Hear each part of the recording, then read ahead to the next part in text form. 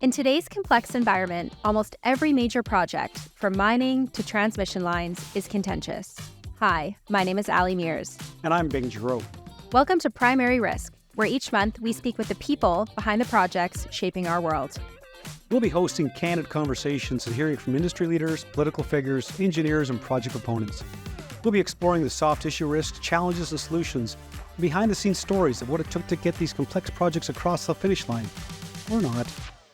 Today on Primary Risk, we're joined by Rob Fleming, a seasoned public servant with a long track record in British Columbia politics. First elected as an MLA in 2005 at the age of 33, Rob has been re-elected 5 times in Victoria area ridings, following an early start in municipal politics as a Victoria City Councillor. Having most recently served as BC's Minister of Transportation and Infrastructure, he has played a key role in expanding public transit, modernizing road and bridge infrastructure, and leading the province's rapid response to rebuild the Coquihalla Highway after the devastating 2021 floods. Previously, as Minister of Education, he worked to accelerate school construction and improvements across the province.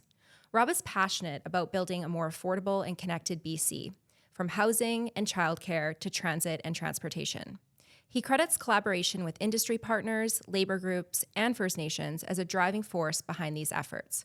We're excited to dive into his journey, his leadership approach, and the challenges he faced while navigating risk in infrastructure and in government.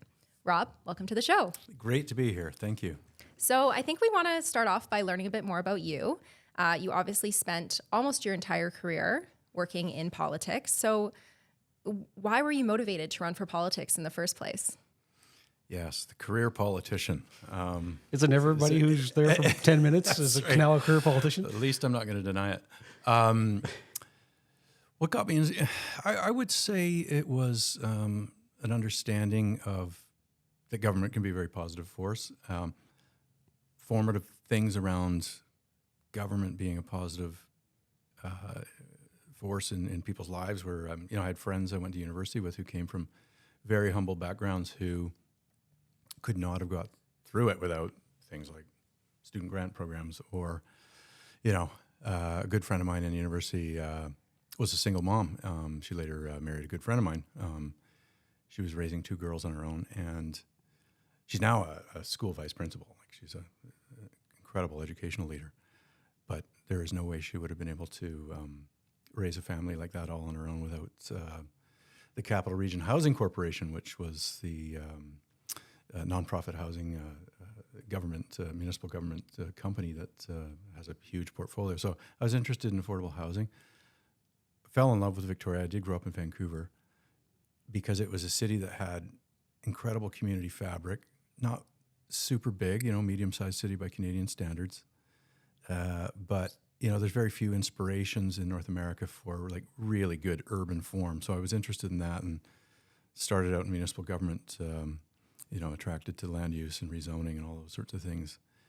But, so that was about 1999. 2005, I was in my second term, provincial election coming up.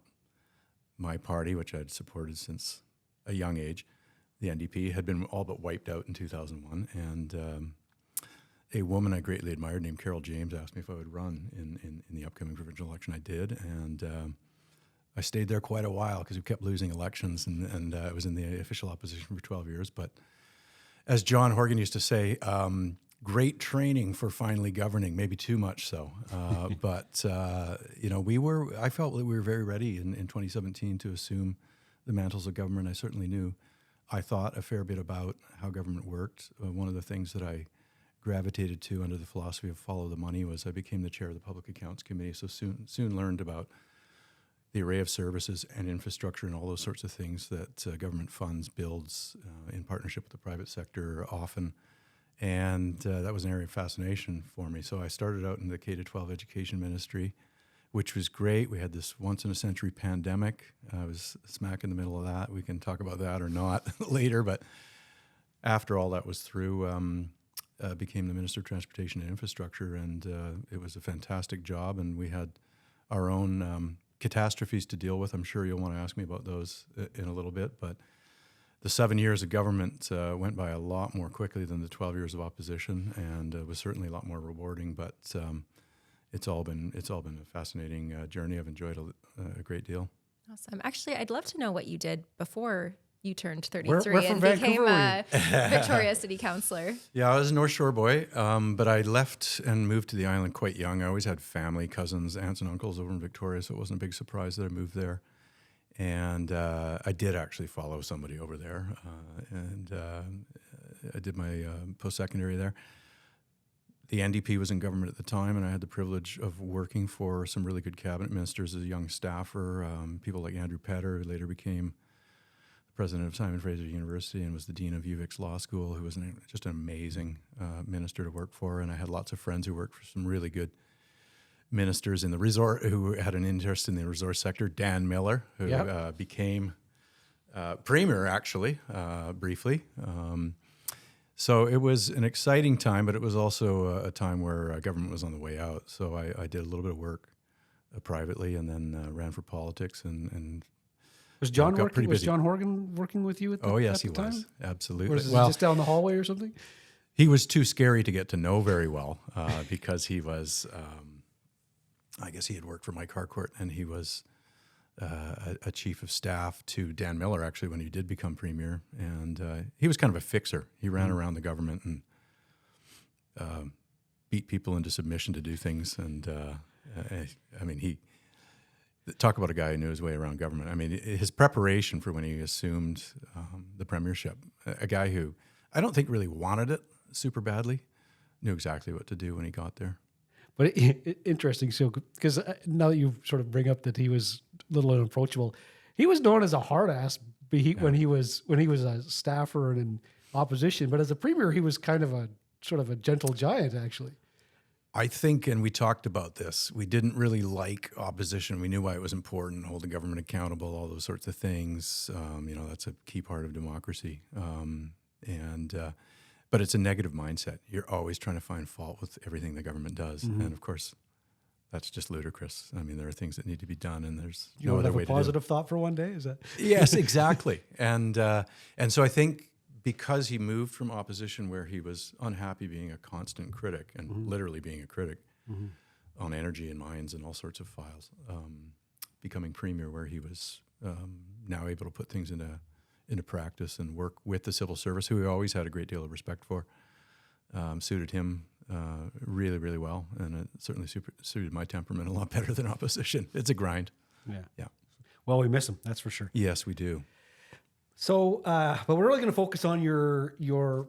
I mean, I think we should talk a little bit about education because you had to build stuff there too. Yes. But we will want to focus on transportation and infrastructure. Yeah. So, tell maybe a little bit about the difference, education to transportation and infrastructure. You're still building. I mean, education's also curriculum and programs, but a lot of stuff being built. Yeah. Let's sort of talk a little bit. What kind of different day was it for you each day being in those different ministries? Well, education was a great ministry because if you look for it, there's daily, inspiration from superstar teachers, kids whose lives have been altered for the better. Really good things happening in the system. But generally speaking, what the media covers is friction and noise and those sorts of things. The system had been demoralized, I think, by the previous government. They had, in fact, been found by the Supreme Court to have violated constitutional rights around collective bargaining and those sorts of things. So there was a kind of a feistiness and a discord in the system that had to be smoothed over. We certainly spent some time doing that. But I was very determined to make it a strong capital ministry, building things. 1 in 7 kids out in Surrey were studying in portables. There's fast-growing districts in the Fraser Valley. So the school population and the demographics of the province changed from being on a low birth rate, declining school enrollment province-wide, to suddenly adding tens of thousands of kids every year. Not everywhere, but... about would that have been? I think the turn was around 2015, 2016, where enrollment stopped dropping and began to increase again. But there had always been a group of, say, 6 or 8 districts we have 60 school districts in BC, which is a bit ridiculous. But there were 6 or 8 fast-growing districts. I mentioned Surrey was one, Langley, Chilliwack, places like that. So we set to work to build schools as quickly as we could, and we set up specific project offices. We had a huge backlog of seismic upgrades that need to be done. A lot of schools pretty vulnerable to damage or even life and injury if and when the big one happens. So we did a lot, and we I think tripled the budget from about $200 or $300 million a year in capital to over $1 billion. So we don't talk a lot about that kind of infrastructure here, but I'm curious, how long from concept to the first bell ringing, how long does it take to build a school? Unfortunately, it takes about 4 years, maybe 3. Additions are obviously faster. You look to do those where you need extra desks and classrooms, but it can take a fair bit of time. And what might be the impediments to that? Because that's a good sort of sequitur into some of the other things we want to talk about. Well, one of the impediments was that the Ministry of Education takes 98.5% of the dollars in its budget and puts it out the door to the school district. So there's a high degree of local autonomy, and they hold a lot of the cards. And that's on the operating side. But on the capital dollars too, you still hand that over to a team, and you jointly manage. So who makes the call? Is it the school board or you? Treasury Board and the ministry make the call on funding it, but in terms of procurement, it's mostly in the hands of the school district. And so the large districts have some sophistication. The I was just going to say, are they less. up to this? Are these some 60 some school aren't. districts? Yeah, some are, some aren't. What we did was, in some of the bigger districts, Vancouver, Surrey, Richmond come to mind, we created a year-round 24/7 project office. Mm-hmm. So instead of being episodic, we did the school, let everyone go, stop, start.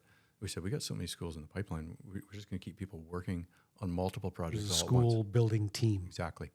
So it was a small percentage of the overall capital we invested that created a team of engineers and construction experts to help us accelerate. That's really smart, right? Having a centralized well, office. That's a good point, and it's again related to some of the things that we want to talk about. Like we build these mega projects, so let's talk about bigger projects. Yeah. Like let's Site C, and we're going to talk about some of the Metro Vancouver projects. But a lot of these people, like people who are involved in these projects, this will be the only time they will ever build that.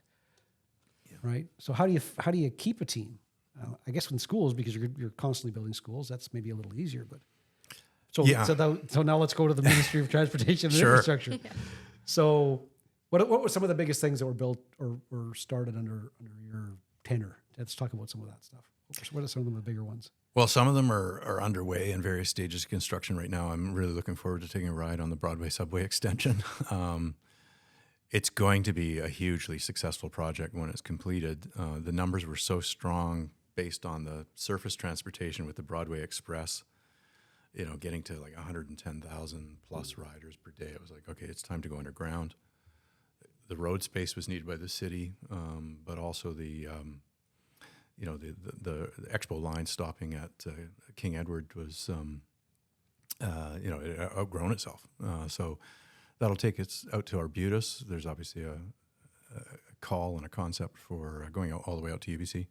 Which will be interesting. Why was that not sort of part of that infrastructure build out, not going all the way out to UBC? I live in Kitsilano, so I pass that intersection every day, and I keep thinking to myself, it's an interesting place to stop it. There's no room for pretty much anything here. There's a school across the street. It's a very condensed intersection. So I think it's really about what's the right technology. There's a lot of thinking that, you'd go to LRT, you'd go to maybe a cheaper surface-based system than an elevated guideway. There's huge geotechnical challenges too. Once you get past Arbutus, a lot of underground waterways and soft soil conditions and stuff like that. So they're still drilling holes, trying to figure out what can be supported if it goes underground or goes above ground. And then, of course, the price tag is going to be massive. So what might help pay for that? Huge housing development potential for UBC, and they have a huge student population as well. So it's going to be interesting. I think one of the things that, quite frankly, derailed it was we couldn't get the right signals from the federal government either. So without their skin in the game, their money, which we did secure to Arbutus for that extension, it made more sense to put it into a 2-phase project. For our listeners that maybe are out building mines and pipelines instead of transportation, what's the usual mix of federal versus provincial funding on these projects, and Do you have sort of a goal in mind that you usually go after the federal government for, and how does that usually flex out? Yeah, we changed that when we became government. TransLink on the transportation public transit projects was having a hard time coming up with the traditional 1/3, 1/3, 1/3. So we changed it to 40, 40, 20. The federal government rarely comes in with actually 40 because they exempt a whole bunch of things that they don't think you should have to pay for, like land. I'm sensing a bit of friction here. Well, yeah. So, the province has actually, in some cases, become a 70% funder, I think, on the Surrey-Langley SkyTrain when all is said and done. But it's there are a number of federal projects that get announced, they get exhausted. BC has a great record of using every available federal dollar that comes our way. I mean, 100%, literally. Mm-hmm. There's some provinces that leave a lot on the table because they don't want to build things in the way that BC does. But you would have, I think the last of the Harper government infrastructure programs from Canada, we saw those out. Some of the Trudeau ones came in. Some of them haven't been delivered. They get announced, and then 6 years later they're available. So, for example, the Canada Transit Infrastructure Fund was announced, I think, in 2020 or 2021, set to come into service in 2026. So I think the federal government has to do a lot better job of deploying money more quickly in terms of giving more certainty so that agencies like TransLink or BC Transit can program against that with the provincial government, with their own regional revenues as well. And it's still not happening. We thought the pandemic might be the crisis that was needed to build back better. A lot of people were jobless, were worried. We wanted the economy obviously sunk hugely, bounced back rather quickly to everybody's delight and surprise. But and some of that was due to capital spending. We certainly accelerated projects, but the federal government was a little more reluctant.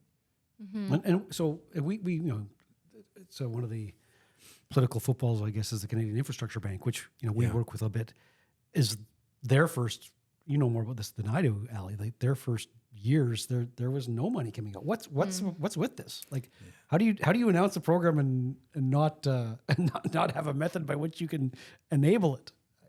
Is this a regular thing? I think the Canadian Infrastructure Bank is looking for the right kinds of clients for its infrastructure, and the provincial government on big public transit projects, for example, we're funding via grant, typically, the capital to build something, and then it's operated by the local authority. You're not looking for finance. We're not looking for loans per se. Where you could get loans, of course, you might have to have things like tolls to repay them, and of course, tolls are very unpopular, and our government made a decision that we thought tolls geographically were unfair. The people that lived in the built-out part of the city didn't pay any, and the people that were in the fast-growing new areas, and they typically tended to be immigrants, working-class people, they were getting nailed by tolls. So we got rid of those, and that made it harder to use the infrastructure bank. But I still think there are some good candidates for infrastructure that do have revenues attached, user fees, if you will. I know that YVR is looking at Canada Infrastructure Bank. I'm not sure what they're doing with that, but on some of their energy systems and those sorts of things. But there may be some good candidate projects coming up.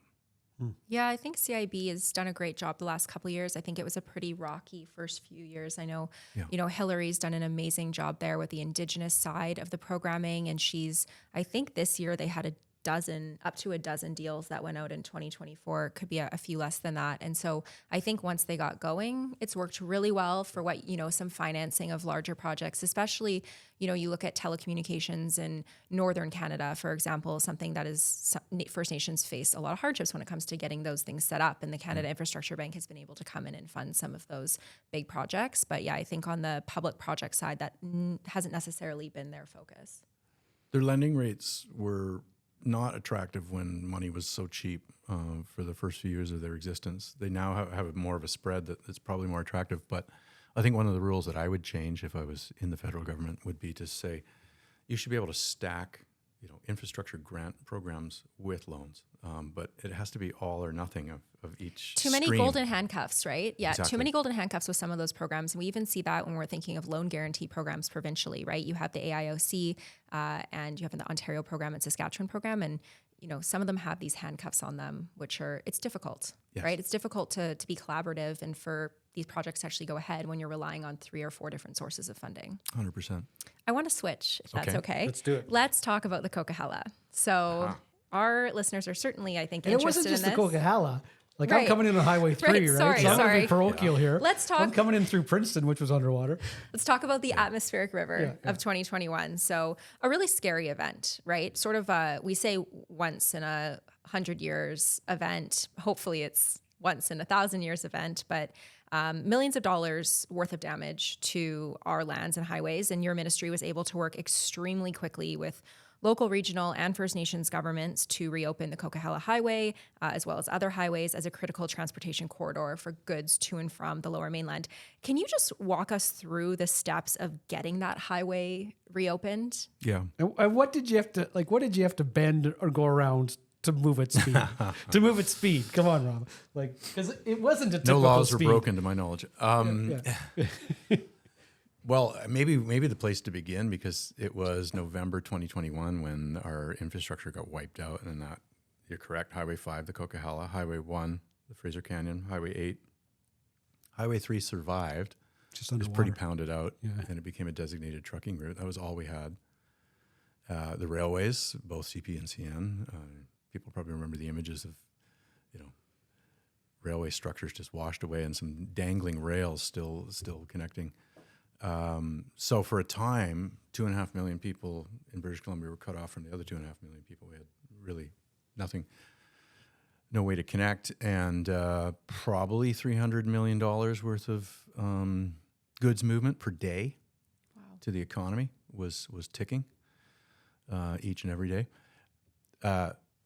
What's an interesting observation to where we are today in 2025 was back then we had an excellent relationship with the United States, Washington State, even agencies like, I guess Pete Buttigieg was the transportation ministry, who had people in Homeland Security and others helping us to get goods as store shelves were emptying out and small businesses were on the verge of issuing pink slips to their employees because they had no parts or what have you.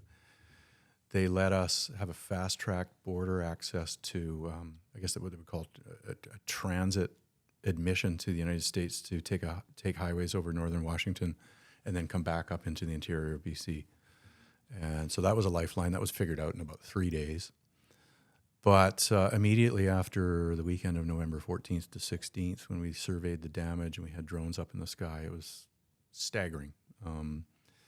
And I certainly didn't have any confidence that we would be able to have that highway up and running, the Coquihalla, by December 20th, 5 weeks later, because of the damage. Now, those were temporary structures, and it underwent repairs subsequently for about a year and a half. But it was functional, and it was usable. Before Christmas of 2021, it was, a real save-the-day experience. And the lessons, I guess, are key for any time, whether it's in a disaster response or not, is collaboration is key. So, excellent contractors, big firms and little firms, but, the firms like ML Anderson, Kiewit, so you had Rob Hassel and guys like Ryan Tones and BC Road Builders, Kelly Scott, also found out what our ministry was made of. You had, an associate deputy minister like Kevin Richter who knew exactly what to do and how to hit at it really quickly, and the full support of the finance minister and the government to restore usable highway access as quickly as possible. So we had people working 24/7 around the clock, I guess 20 out of 24 hours a day, in the dark, day and night. I visited the site many times. I was so impressed with the workers on that site. They were just giving it their all, and they were young and old, like veterans who built highways over their entire 40-year careers, as well as people, this was the first job they've ever done, fresh out of trade school. So federal cooperation, we just talked a little bit about the federal government being slow to the game. We're on it. And that's agencies like Transport Canada and others, Natural Resources Canada. They were issuing permits that normally take a few weeks in 45 minutes or less, blasting permits, those kinds of things. So we did what we had to do. We had to make material. We had to blast rock. We had to get at the thing as quickly as possible. And that's exactly what we did. And of course, we worked with all the partners that live through that corridor, and Coldwater First Nations and other partners were extremely helpful to what needed to get done, and we just went at it as hard and quickly as we could, and it worked.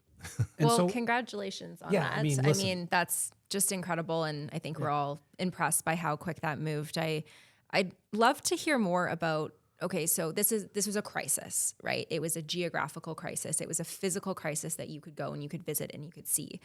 The Trump tariff crisis that's happening here now is, I would say, it's a real crisis, but it's a numbers crisis, and it's an existential crisis to some extent. Mm-hmm.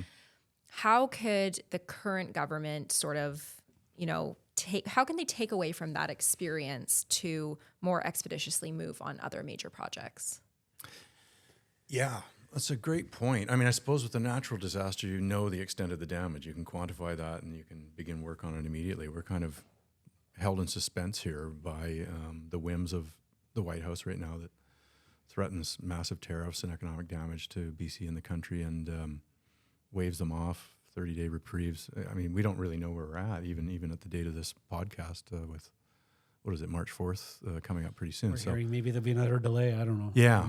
But what we do know is that we have to prepare for this. I know the Premier has got a task force, and he's had some business roundtables. Certainly the economists have looked at what tariffs could do to the province. Central bankers have looked at what the economic damage to the economic growth forecast would be. I presume that I know in fact that it will be based into the budget that the province tables next week, and they're going to have to lower forecasts and factor in more uncertainty, and that's all unfortunate because the economy was recovering really nicely. Consumer inflation was going down, interest rates were going down for people looking to buy homes. We were starting to get on a smoother economic path, and now we have all this chaos. And these are, I guess, like a natural disaster, factors beyond our control to some extent. So there's a longer game around new trade partners. Alcan is probably busy right now, I suspect, looking for aluminum sales where they're not slapped with arbitrary tariffs. I do hope that the American worker and the American business leader is going to talk some sense into the new administration. We'll see how that goes, but they're going to feel the pinch themselves. It's a self-inflicted wound, and politically, it's not going to get them anything but a lot of grief. I think everybody would predict that. But having said that, I think you're right. I think we have to look at, I'm sure Metro Vancouver's port is looking at Roberts Bank too. Do we slow that down or do we accelerate it? I think some of the rail companies are looking at trade efficiencies. We're probably looking at projects that were being evaluated as to whether they were good projects or not that now seem like much better projects because of the uncertainty. Maybe for reasons of economic stimulus, or maybe because the time is now to make those kinds of investments. So, but I just really fear like we've got to do something. We've got to make the province attractive to foreign investment. We've got to get major projects off the ground. There's a lot of mining interest in BC right now. We have things that the world needs. And those need to be sped up to hit not just the political cycle, but the economic and investment cycle. And I think Canadians aren't the only ones that have been shocked into the disruption that America as the leading country and the world's currency is causing. I know loads of countries are taking very precautionary steps as well. Yeah, the Trump crisis. I'm hoping that my sort of feeling is, okay, let's treat it in somewhat the same way. Let's accelerate some permitting and approval processes because it can be done in an emergency, as you demonstrated, Yep. right? And the public realized. I mean, when those permits were given in a hurry, you had to do some things that you might not have normally done, like sediment control or something like that. Those things had to take place, and so it sounds a little bit like there are some eggs that get broken, and when you're making this economic stimulus or economic survival cake, it's been done. You had to do it in a situation. I think some people, again, because it's a bit of an existential crisis, it's not actually happening yet. It's like maybe we're overstepping it. I would disagree. I think it's a real opportunity for us to show our mettle. I mean, British Columbia's we're lucky because we export more to the rest of the world than most other provinces. We're almost 50-50. I think it's 54% Americans and 46% the rest of the world. But it's a real opportunity for us to look at our processes because, again, as I think why we wanted to bring up the example of what you did is that, like, there was really no harm, no foul, right? Things were done quickly. Yeah, that's right. And they were done well. Yep. And there might have been an issue here or there, but substantially, British Columbians and our environment and our nothing was harmed. Yeah. By speeding those things up. And I think we need to look at those examples. It can be done, because of, this is pre-Trump, but the Ukrainian war, the Germans built an LNG import facility, did their environmental assessment and built it in 6 months. Yeah. Right? In 6 months. And maybe that's super fast, but crisis, sort of brings these things into sort of clarity that maybe I need to look at our processes. So, I mean, that's a bit of editorializing by me, but I mean, given your experience, is that not something we should be considering? Yes, we should. I also think some of the things that we've retained from 2021, but also just the last few years of government and building large infrastructure projects. I mean, we had the most ambitious capital program in many, many decades in BC, and sure, it's adding to the debt, but it's also building projects that are going to add massively to GDP growth and prosperity. We have a reputation as a province where, let's say, labor and industry fight each other. And you haven't been seeing that, particularly in infrastructure building. So, take a project like LNG Canada. They use a similar project labor agreement with BC's building trades as we did to rebuild the Coquihalla. So I think it's less of an adversarial relationship now. It's more of a collaborative relationship. So that's an economic strength that comes out of a cultural change that maybe has some ties to responding to the catastrophic losses that we had during those flooding events. But we do have to get down to business and figure out what kind of tools we have to make things happen. There are a number of projects that are still way too slow. I have a feeling you might want to ask me about a certain tunnel, and we can get to that. Bridge tunnel. Exactly. I come from the progressive side of politics, and there's an interesting book that I've just got on order. I haven't read it yet, but it's called Why Nothing Works, and it's by a guy who is basically looking at a century since kind of New Deal, massive infrastructure projects under the guise of progressivism, writ large, and how in the latter part of that century of building up, it's an American example, but Canada followed some of that too. You can go back to W.A.C. Bennett and all those sorts of things. We have layered regulation and new agencies and huge permitting regimes. And I've got enough experience. I have a huge respect for people who work in the Environmental Assessment Office and think it's necessary. Like before 1994, I think when Mike Harcourt brought that in, it was, pulp mills polluting house sound, getting smoking a cigar with a minister saying, yeah, you can keep doing that, and no real consequences. So now we have a regime that just makes you describe what your project is and mitigate environmental harms and put some science behind it and take it out of politics and professionalize all that. But it's unnecessary in the amount of time that takes. My experience with environmental assessments is you look at the science at the front end, every single impact study on every single area that has to be examined. And 4, 5, 6 years later, when you get to the issuing of the certificate, lo and behold, the science and the mitigation strategies were available right at the beginning. So, we know what, generally speaking, needs to be done and have a lot of experience doing it. It's just trying to get everybody to 100% agree on everything all the time, including the most risk-averse of people in our population, God bless them, is keeping us from doing big things. And that's leading to political frustration and probably to the rise of dangerous political populism, because people are saying, government can't get things done. And when you have that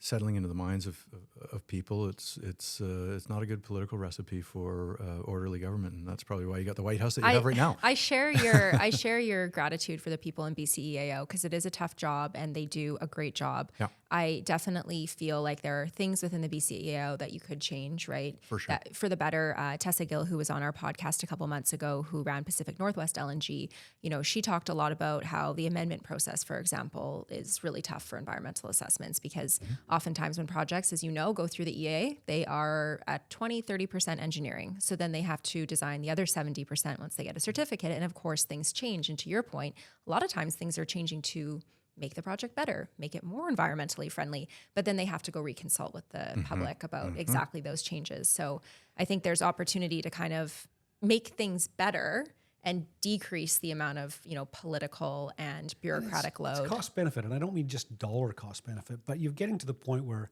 we have a pretty good regime here, whichever side of the political fence you fall on. Like, we do a pretty good job. This is a good place to make things. When things come from Canada, you kind of know they're safe and an effort, but it's moving from that, 99% or 99.9% certainty to 99.99, that extra 0.9 can cost you as much as the first 99, like taking away that level of risk.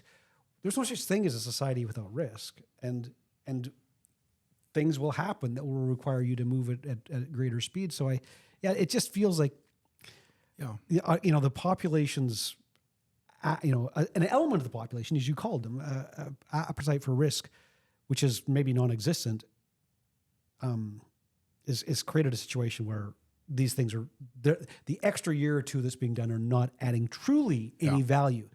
And I don't mean economic value. I mean value to anyone. Yes, exactly. And this is in areas that are not, pristine and completely undeveloped. We're talking about large built-out areas, often replacing infrastructure that's already there. So again, maybe we can get into the tunnel here, but we have a Massey tunnel. It is proposed to be moved and replaced 300 meters upstream. Why? I don't actually. There's a case to be made that it doesn't need an environmental certificate at all. That it can be managed.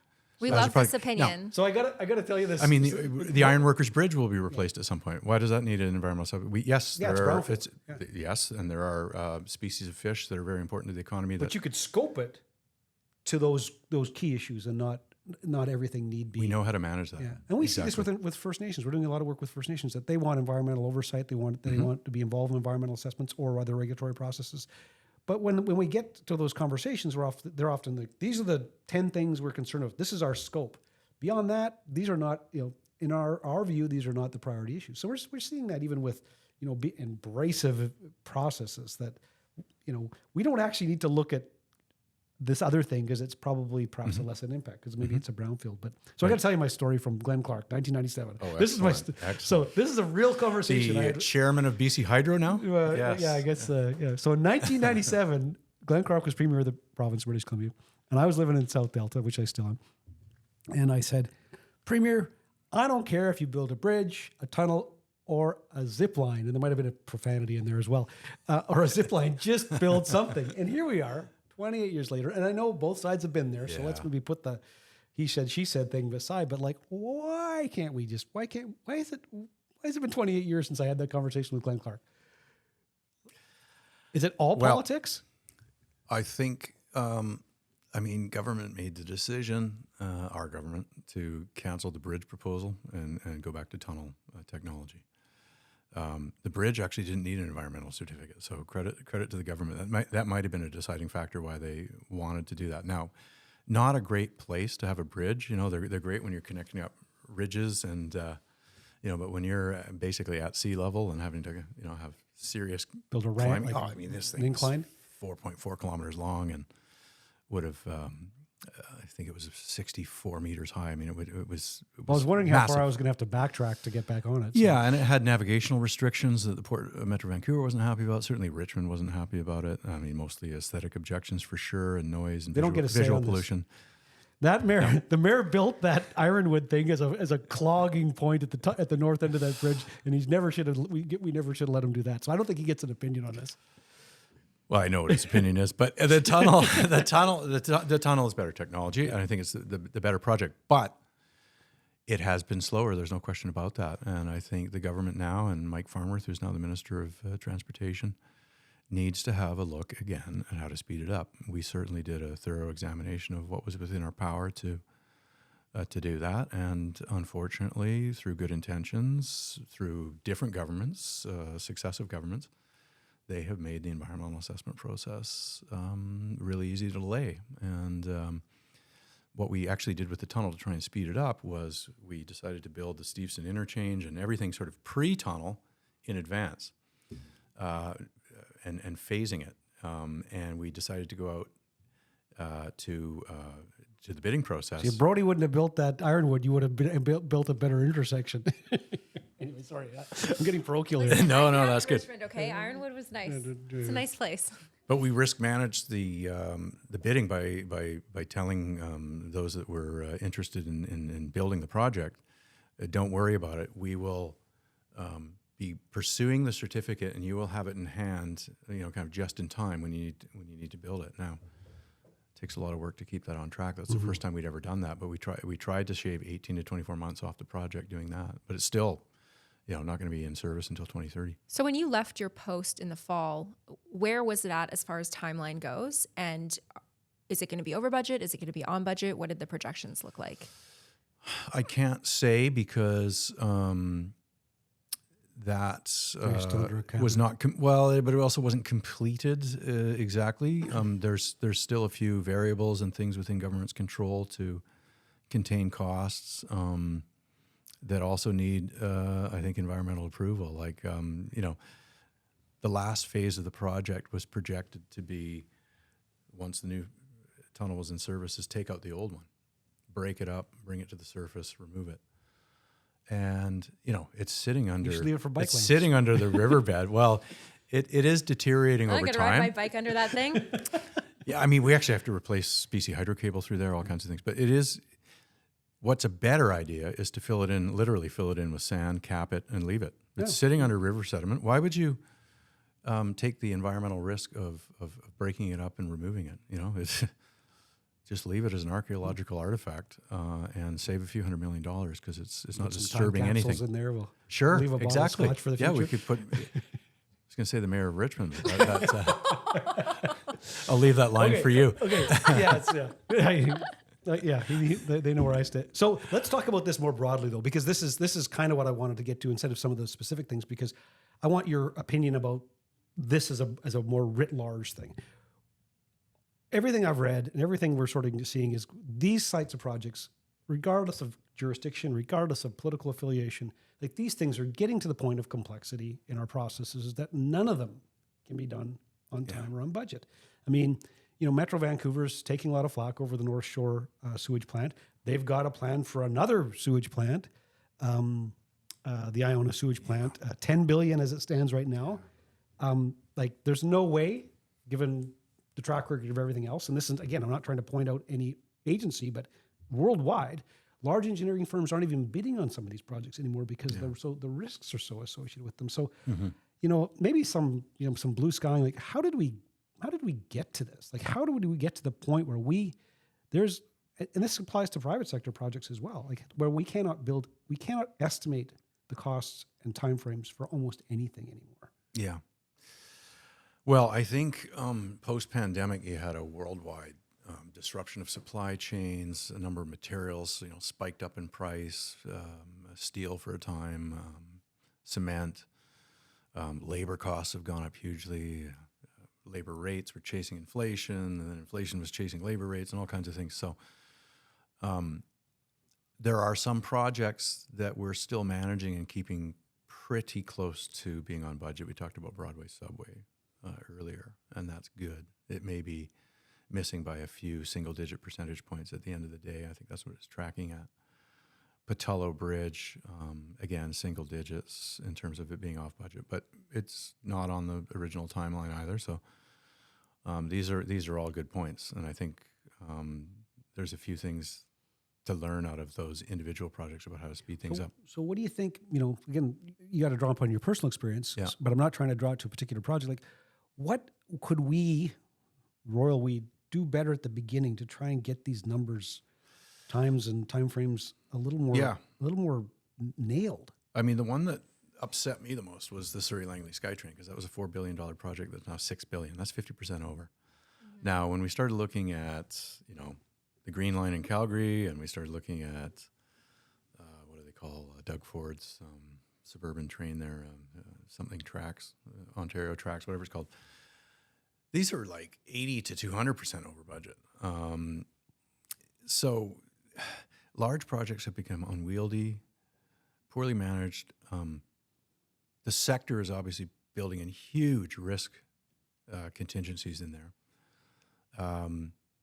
And we can't get, competitive pricing that we would have thought we would have, forget about 10 or 20 years ago, but like 5 years ago. So you're going out to tender for these projects, like the Surrey Langley SkyTrain, and you're thinking in your head, or with a group of people, a collective within government, it's going to be 100. Not a bunch of guys who fell off a truck. These are smart people. Sophisticated folks within government are saying, well, like the last time we did this, or they did this thing in Ontario, and it's looking like it's going to cost, say, $100. Yeah. And then you go out to market, and every bid you get back is double, triple, quadruple that. Is that kind of how that process goes? I wouldn't put it, well, I certainly haven't seen them that high, but I suppose, you mentioned, I can't answer the question around why that wastewater project balloons so out of control. That is exactly the type of utility project bill that is needs up an audit. $200 this year. I just got my bill the other day. So, I hope the audit finds some reasons for the public to understand that, or finds whatever it is. It may be incompetence too. But it can't be, like, again, I'm trying to keep this theoretical. It's like, it can't always be that, because it's everywhere. Yeah. So, I did a little reading in advance of that. Our project, the primes, those guys bidding, the consortiums, because these are big, so large that they often are consortiums. Are they coming in and are they purposely lowballing because they want to, they know the project will not be approved if the number's too high or the time frame's too long. So I'm going to purposely sell it to you. Oh yeah, it's only going to cost $10, and then I'm going to catch it up with you on change orders and court cases. Well, you certainly hear some allegations like that, but I think one of the problems we had just a couple of years ago was not a lot of competition. So it's not very good when you go out to bid and there's only two firms in the ring, right? Now the really big jobs, which obviously create much bigger financial risks, are ones where I worry that only massive international firms are going to be able to compete and get a price they want.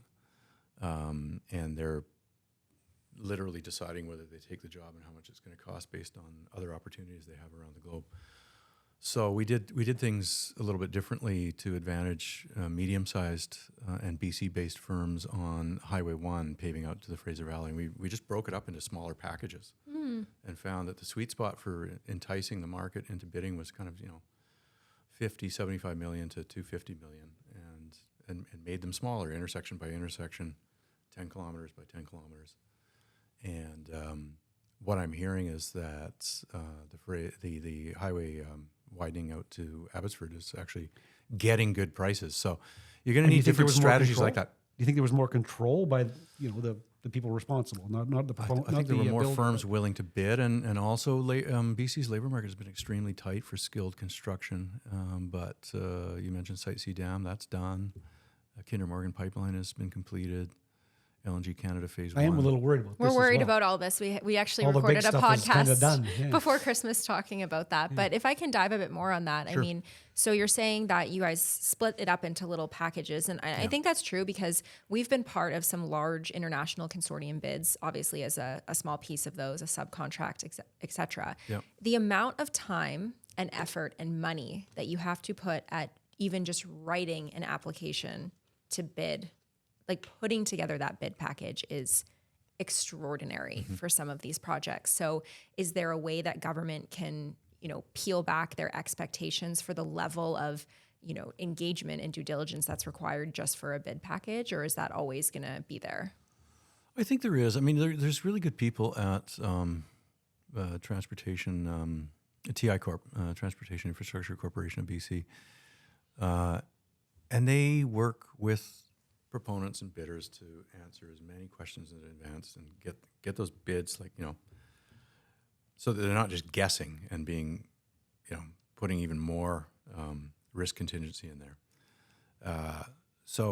And I think trying to attract BC firms and working with BC road builders, we certainly take a lot of input from the sector on what works best. Prevent people from suing each other and causing delays on jobs. You kind of have this on some of the jobs we have. We do this kind of balance of terror thing where, we'll take a certain amount of overage, but you will as well. So they're gonna, and we're not gonna lawyer up, and we're not gonna litigate. So they're gonna do everything to hit their targets, and everybody comes out ahead there.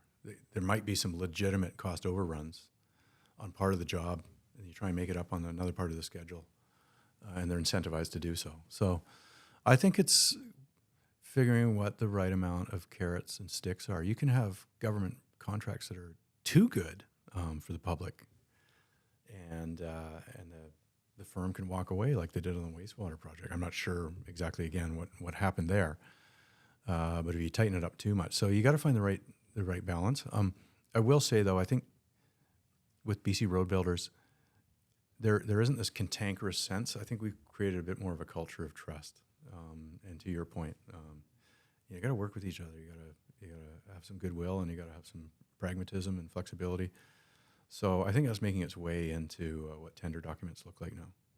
That's great. Yeah, good to hear that. Certainly major projects are, I think, struggling, to Byng's point, just to find enough bidders, right? Because they are so complicated, and they do require, things like insurance has gone up a lot. So can you even afford to bid on a project if the insurance is so high? There's a lot of big global companies even that can't bid on certain infrastructure projects within Canada now because of that. So we tend to want to reduce disruption as much as possible during construction. So, you pay on some jobs, like, I don't know if half the budget is exactly accurate, but I think it can be on some jobs, for traffic management, just to have the flow. When you could, shut the thing down all night and have night work done, things like that.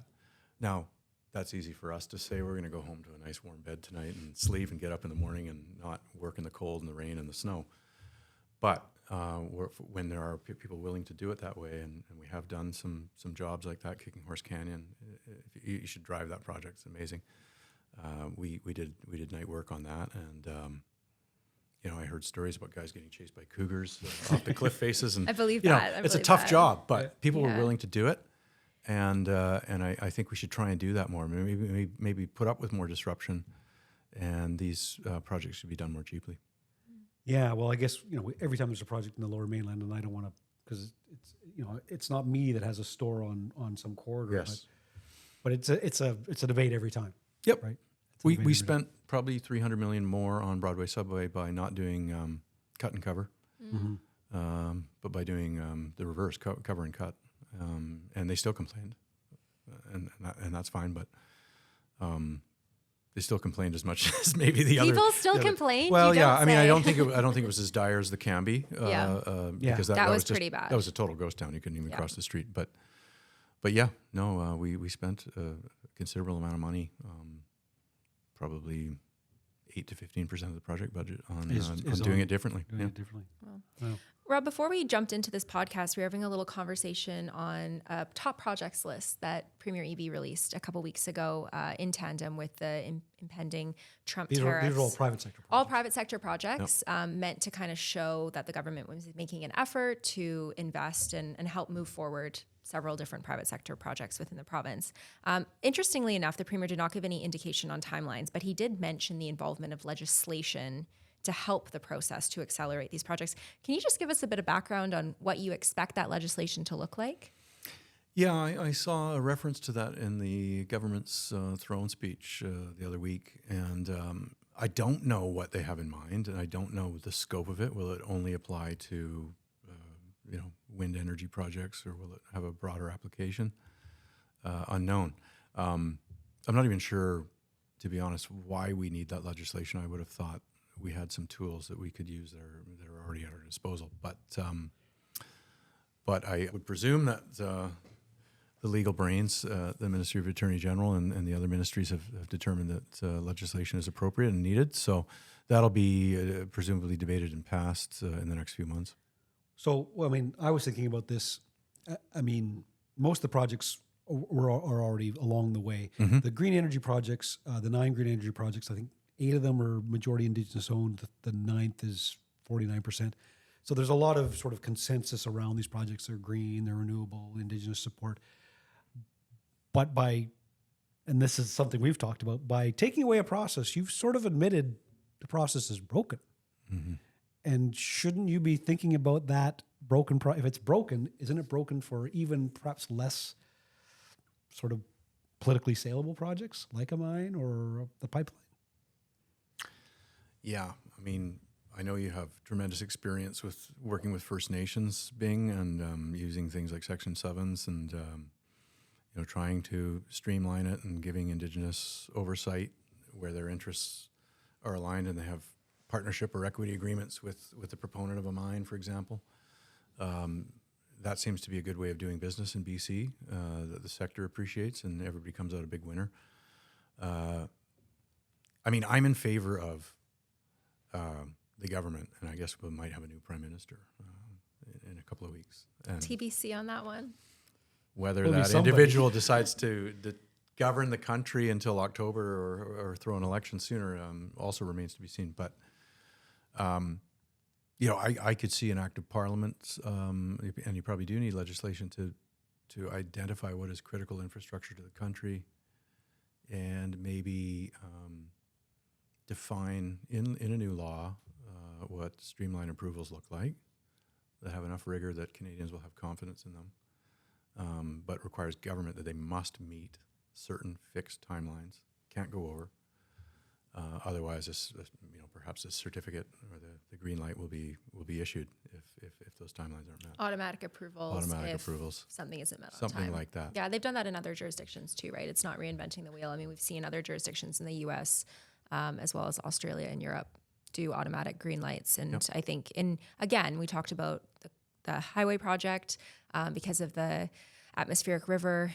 We are kind of in a crisis, right? I mean, if Yes. Trump does put tariffs on British Columbia and on Canada. There are more broad crisis that we've talked about for years. I mean, people talk about climate emergency. Well, if there's a climate emergency, then those critical minerals that are part of the electrification of our society, those renewable energy projects, and some of your people moving projects, those are part of that solution. So 100%. there are other emergencies that speak to the need for timeliness, right?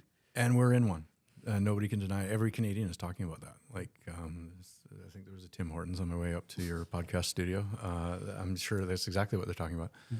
So, I mean, maybe to make Parliament comfortable and Canadians comfortable, you put an automatic sunset clause on it. 5 to 10 years, it'll be reviewed, and it's a good idea. That law would be rescinded and then could be reintroduced, just to make sure that legislators and oversight is happening. But we do need a good 5 to 8 years of runway to get at some of these major projects, and to also send out the signals to those who want to invest in Canada that we have a really good investment climate here. Mm-hmm. Perhaps a hypothetical question, but if you were premier, obviously you were a very influential minister within government. Young. He's got time. Yeah, exactly. He's a career politician here. You don't know. You might see a resurgence. Just saying. What are the 2 or 3 things that you would do to expedite major projects, transportation, otherwise? Like what are the 3? It could be a policy change. It could be just a pushover of current policy, or maybe you're changing something. I'd love to know that. I think there's a couple of things on public infrastructure. I think there has to be a way to say for replacement infrastructure, where you're just taking brownfield to brownfield. The Patello Bridge was built in the 1930s, like the Great Depression era. It's outdated. It's at seismic risk. We just move ahead with that. And there are a lot of projects like that where government is just routinely replacing worn out infrastructure or having to build it because the province no longer has 1 million people; it has 5.5 million people. So those should have their own set of approvals. Maybe that's just the public just has this sort of holy grail of environmental assessment. There's many permitting processes and review processes that are equally as rigorous. Absolutely, yeah. And I think we need to start looking at that too. I mean, I don't want to. One of the things I wouldn't do is say, "Oh, let's review and review and review," but you do have to review how do those layers accumulate, and what are they getting us? What are the results look like? Is it a better outcome? Yeah. Is it a better outcome? But I also think, using this crisis and passing legislation, perhaps, again, what Premier Eby has hinted at in the throne speech and promised to bring into this legislative session is something that we'll get at that. And then I think making sure that we prove that reconciliation does give the business certainty, rights past historical wrongs. Like, we got to prove this out and prove that it can be done in a timely way, because you don't want the next generation of First Nations kids to miss out on middle-class job opportunities. You don't want to miss the investment cycle of companies that don't know what that means and aren't certain, But I think we've got some really good examples where business is being done with First Nations and it is making things faster and more certain. And we've got some where we're just overwhelming them with information that they have to hire qualified professionals to tell them, what they ought to do, and they're on billable hours, and it's taking time, and it's just not working. The referrals in basket on most nations exactly. is too big. Yep. I'm glad you touched on economic reconciliation, because last year, Premier Eby announced in the budget in the spring that he was going to be implementing a First Nations equity loan guarantee program of some sort. I think it was called the BC First Nations Financing Framework. We've heard nothing about it. Absolutely nothing. And, when we're thinking about these mega projects. If you run into your colleagues in Victoria. Yeah, if you happen to be having a coffee with someone, the federal government announced the same type of program at the same time, larger budget, $5 billion versus $1 billion. It's been stood up. They have an intake form. You can go apply, a nation could go apply for a loan guarantee. They've made it a program where you can apply for any project. So they're not just looking at new projects, they're looking at existing assets. Really, the nation has the ability to say, you know what, we're really interested in taking equity in whatever it might be. A wind farm, it could be, a pipeline, it could be anything. And I think that is an important step, because certainly when I started my career, it was a lot about consulting with First Nations. And then I went, to learn from Byng on the wood fiber project of what it looks like for an Indigenous-led assessment. We're at a place now where equity is oftentimes talked about, or at least contemplated when it comes to even negotiating an IBA.